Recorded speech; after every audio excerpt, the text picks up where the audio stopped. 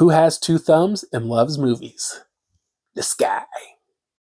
Hello, movie lovers. I hope you do enjoy the video. Bob for Bob's movie review here, and today I'm bringing my unboxing and review of Scream 6. This one was sent to me for review by Paramount Pictures. It does include a Blu-ray and digital. I do really like this cover art. It has a lot of characters. Scream 6. What do you guys think about the way they did that title? I don't know. Over an hour of terrifying behind-the-scenes content. Here is a look at the spine. It does have Paramount and Spyglass logos in the top. Of course, the ghost face as well. Bigger, bloodier, and scarier. The 4 survivors from the most recent Woodsboro Ghostface killings have moved to New York City for a new start. Just as they begin to feel a sense of normalcy, they receive that infamous call. Ghostface is more brutal and relentless than ever and will stop at nothing to hunt them down. Critics are saying Scream 6 is a fresh, truly terrifying, and Melissa Barrera and Jenna Ortega are a force to be reckoned with. So do we get some images there from the film. Special features: Face Your Fears with over an hour of heart-pounding killer bonus features. Go inside the terrifying sequel to the requel as the cast and crew give you behind-the-scenes look at the filming of all your favorite scenes. It is rated R for strong bloody violence and language throughout and brief drug use. Runtime is 122 minutes. Audio includes English Dolby Atmos, French 5.1 Dolby Digital, Spanish 5.1 Dolby Digital, English audio description, and subtitles of English, English SDH, French, and Spanish. Disc art is just a plain blue.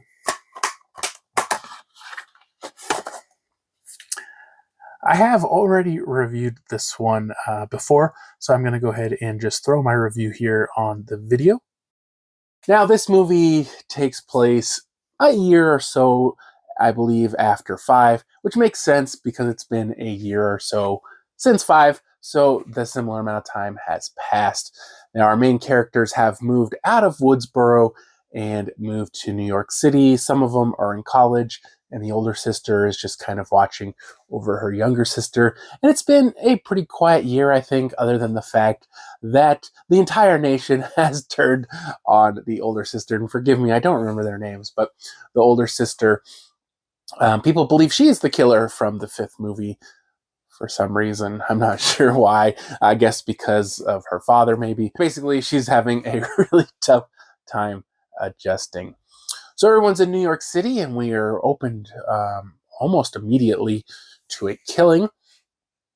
This woman is meeting somebody for a date, obviously an online kind of meeting, and the guy is like, "Can't find you. I don't know where you are." And somehow she equates this to running down an alley. It didn't make a lot of sense, but okay. And she gets killed. Okay. And the guy basically shows himself right away. My girlfriend was like, "Well, why are they showing the killer so fast?" And I was like, "Well, I think this is probably going to be maybe like a copycat or something, not the actual killer of the movie." And that's what it ends up being. And we follow this new cast, and maybe it's just the old man in me, but I don't know who any of these people are. I don't find their characters to be that interesting. Of course, I'm more into the original cast, but I've seen those movies so many times. I know who those actors are. They are the original, and it makes sense that 6 movies down the line, you're not as invested in the cast. But I feel like using a large portion of the Scream 5 cast in Scream 6, they're really trying to get you to kind of care about these and be the new characters of the series and kind of take over for the old characters. But I don't know, do people feel that way? I know I don't, but okay.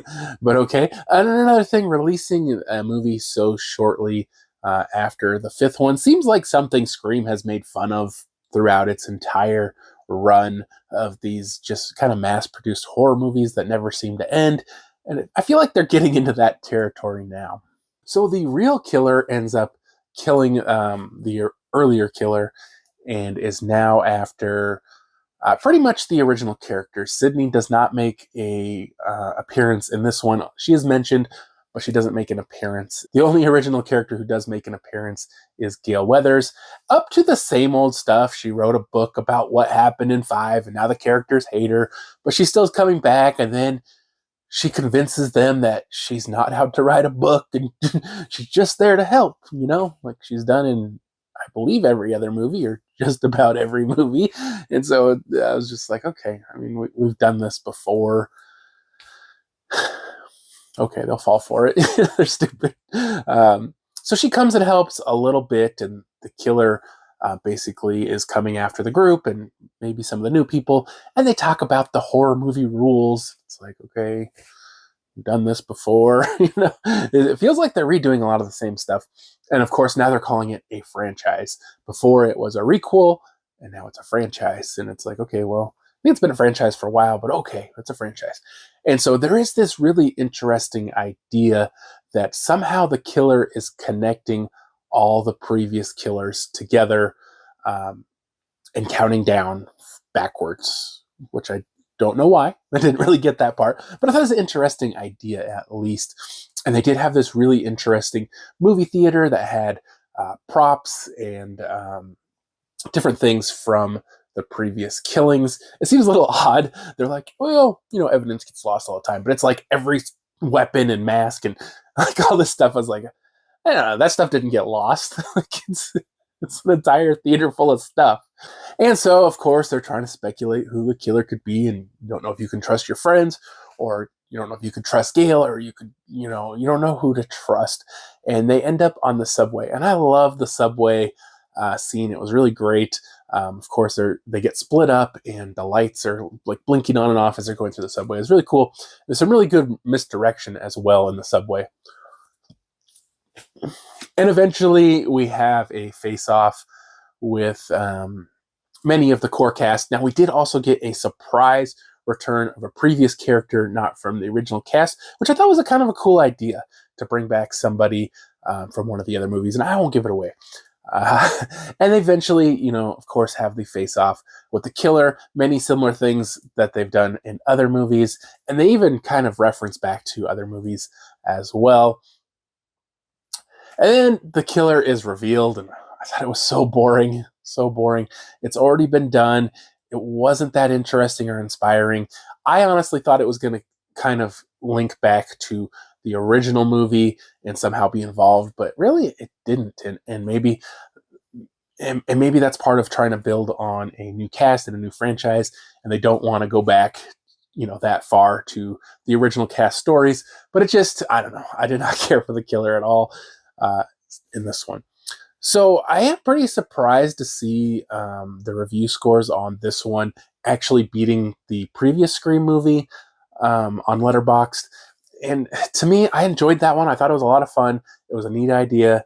To me, I feel like this one is a lot less original. They leave Woodsboro, okay. You know, is that good or bad? I don't know. I like the New York setting. I like some of the kind of meta stuff they threw into it.